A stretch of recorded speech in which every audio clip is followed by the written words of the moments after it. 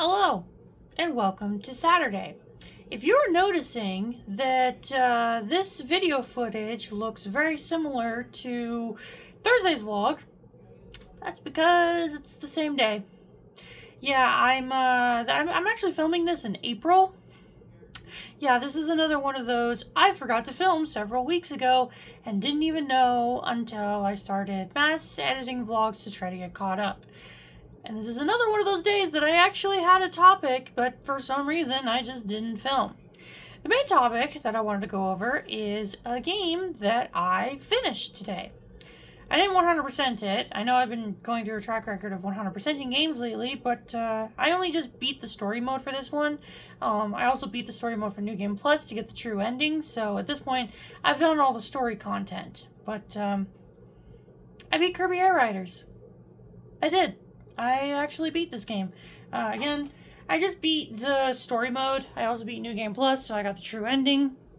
And I've considered going through and doing all the other side content, but truth be told, I don't feel as much of an incentive to do that as I would for, say, like a Super Smash Brothers game. I don't know if it's because this game doesn't have much in terms of collectibles.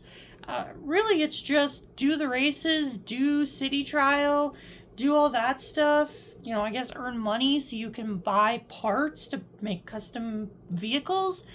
But overall, in terms of like completion reward content, there wasn't enough to actually make me want 100% this game. The story mode was great though. Absolutely adored the story mode.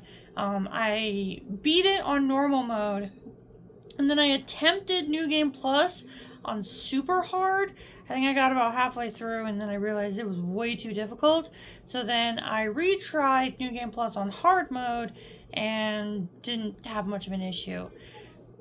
That's kind of the track record with Kirby games, at least in my experience, is it's like everything is too easy until you try the hardest difficulty, and then it's like, oh my god, how is this so hard? But yeah, overall, my thoughts on the story mode was actually really good. I really enjoyed it. I enjoyed it enough that I wanted to get the true ending. I've been thinking about it ever since I played the game. I really wanted to go back and finish it, and I'm glad I did. But what sucks, and again, I feel differently about Air Riders than I do about, say, a Smash Brothers game, is I don't feel a desire to go back and do all the achievements. And I've been thinking about it of like, why don't I want to 100% this game? And I think the reason is, I don't feel a desire to get all the collectibles. And I think the biggest reason for it is because I don't feel rewarded in doing that. Again, I don't want to customize vehicles all the time. I don't want to collect gummies. I don't want to get achievements for the sake of getting achievements. The thing with Sakurai style games is usually there's a really good incentive to do everything. I loved doing everything in Kid Icarus Uprising because I just liked the gameplay enough and I got to mix and match weapons that it felt worth it to go for all the achievements. In Smash Brothers, I love doing all of the content because I like the main collectibles, which for the majority of the games were trophies. Trophies were some of my favorite collectibles in any video game. It's the biggest reason why I got into collecting amiibo, because they're essentially real-life trophies. The trophies were some of my favorite parts of Smash games, and the spirits were kind of the same thing. I still went for, I think, the majority of them. I think I'm missing very few of them in Smash Ultimate, but yeah, Air Riders doesn't have that. And I know a lot of people are saying, oh, well, you know, the reward is not the collectibles. The reward is just playing a lot of City Trial and playing a lot of Air Ride. And yes, those modes are a ton of fun. I played a good few hours of just City Trial and Air Ride after I beat the story mode, and I had fun. But after doing it for a couple hours, I realized, man, I'm only going to continue playing this with friends, and then after that, I'm probably not going to touch this anymore. Like, I would rather go back to Smash or Kid Icarus Uprising. Which sucks, because, again, I really liked this game. I absolutely adore this game. This game is great. And that's crazy for me because I didn't care for Air Ride on the GameCube, but I love this one. So it sucks that I don't feel an incentive to go for 100%. I enjoyed what I played of it, but I think this is one of those games where, again, I'm only going to go back if like it shows up for collection clearing or if I play it with friends.